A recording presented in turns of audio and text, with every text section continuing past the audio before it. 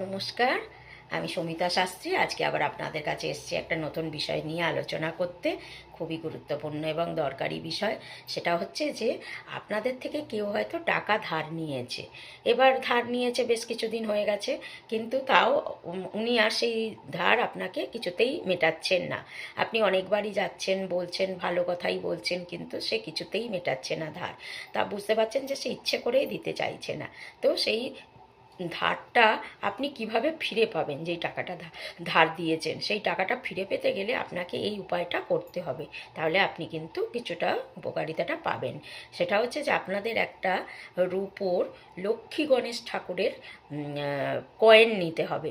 সেই কয়েনটার মধ্যে লাল সিঁদুরের টিপ পরাবেন। তারপর সেই কয়েনটাকে লাল কাপড়ে ভালো করে মুড়বেন। মুড়ে আপনার পকেটে বা আপনার যারা মহিলারা আছেন তার পার্সে, যেখানটাতে আপনি গোপন জায়গাতে সেই ইয়েটাকে রাখবেন, কয়েনটাকে রাখলেন। রাখার পর এটা করবেন আপনারা শুক্রবার দিন, এবং করার পর আপনারা সেই ব্যক্তির কাছে টাকা চাইতে যাবেন, ধারের টাকাটা চাইতে যাবেন। তাহলে দেখবেন কিন্তু আপনারা আস্তে আস্তে করে টাকাটা পাচ্ছেন। হয়তো একবারে না দিতে পারুক, অল্প কিছু দেবে, তারপর অল্প কিছু দেবে, মোটমাট কিন্তু উনি আপনাকে টাকাটা দেবেন।